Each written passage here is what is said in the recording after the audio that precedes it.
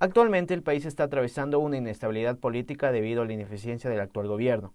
Gente que en su mayoría es del pueblo cree que el movimiento indígena sería una gran opción a obtener la presidencia de la República pensando en las próximas elecciones. Y volvemos, Charicaya se manifiesta así.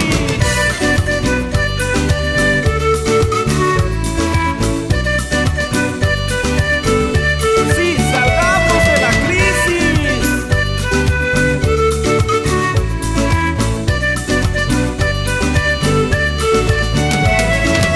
Siempre son los mismos dirigiendo el país. Un cambio de aire florecerá el jardín.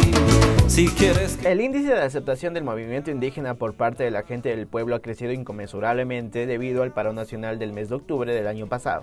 Porque yo sí me gustaría que sea el presidente el próximo, el indígena que decimos nosotros.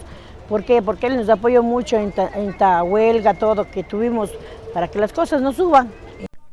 Y entonces, ¿el Ecuador está listo para tener un presidente indígena? Jerónimo Yantalema nos responde. Bueno, el movimiento indígena es uno de los pueblos que ha luchado históricamente, ¿no? Y debemos reconocer que por miles de años, o sea, lo que tenemos actualmente es una acumulación de miles de años de lucha y entonces en ese sentido creemos que sí, el movimiento indígena está preparado para gobernar el país. Es más, nosotros antes de la colonia nosotros tuvimos nuestro propio gobierno. Claro. Y muchos reconocen, por ejemplo, como el Tahuantinsuyo, o sea, estaba gobernado en toda la región, había un gobierno regional y se conoce que este gobierno tenía nexos con otros continentes. Entonces, los pueblos indígenas milenariamente han desarrollado conocimientos, ciencias, idiomas y han compartido con los demás. O sea, ahora en este momento el país vive. Si no fuera que las comunidades indígenas y campesinas cultivan la tierra, no habría comida. Y a pesar de eso, socialmente hemos sido oprimidos, ¿no? Exactamente. Y por eso nosotros creemos que tiene que surgir un gobierno que no piense solo para sí. Autóctono. Sino un gobierno que piense en todos y justamente contribuya a salir de esa crisis económica y la crisis ambiental, lo más grave, ¿no? O sea, a la que ha sometido este modelo colonial y extractivista. Dentro del movimiento indígena también existen nombres como Jaime Vargas, Leonidas Issa, incluso el actual prefecto de la SUAY. ¿Cuál cree que tenga el nivel de aceptación hablando para una próxima presidencia del país? Bueno, yo siempre he señalado, de acuerdo al Código de la Democracia, todos los 16 millones de ecuatorianos estamos preparados para gobernar el país. Es más, nos corresponde por derecho. Sin embargo, en los modelos colectivos no se deciden de esa manera, ¿no? O sea, no digo yo quiero ser presidente y me hago presidente. Y ahí hay los procesos, por ejemplo, para elegir al presidente de la CONAIE, primero volvemos a los territorios y en los territorios definimos quién va a ser el gobierno. Y además ahí hay una parte importante, ¿no? El gobierno comunitario no es lo mismo que el gobierno dictatorial, digamos, entre comillas, democrático. O sea, porque dice, yo fui elegido y entonces yo hago lo que quiero. No. El gobierno comunitario es solo el que dirige y ejecuta lo que el pueblo ha decidido.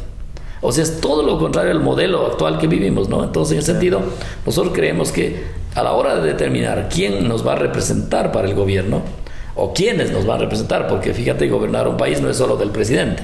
Claro. El gobierno del país implica los ministerios, implica también todas las funciones del Estado. Consecuentemente, tiene que ser un gobierno muy plural. Dentro del movimiento indígena existen nombres de posibles candidatos. Uno de ellos, defensor del agua y actual prefecto de la SUAY, quien consta como un candidato potencial.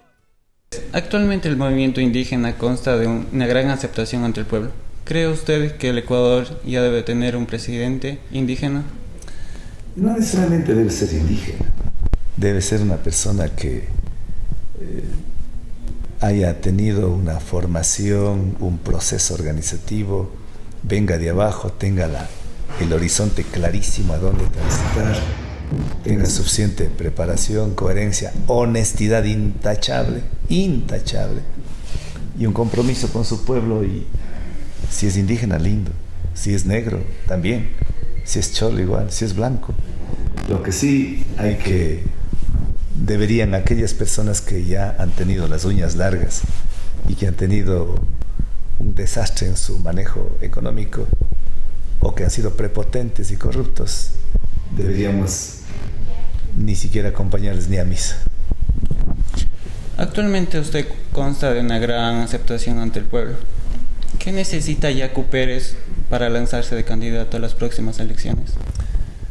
Que las organizaciones de base estén conscientes de que yo pueda ser una persona como para afrontar una crisis increíble económicamente hablando, una crisis económica, una crisis social y una crisis ética. Yo puedo tener una aspiración que es legítima de todos los 16 millones de ecuatorianos, pero uno tiene que estar absolutamente consciente de la magnitud que representa la presidencia. No es juego de niños, y peor todavía en tiempos de vacas flacas.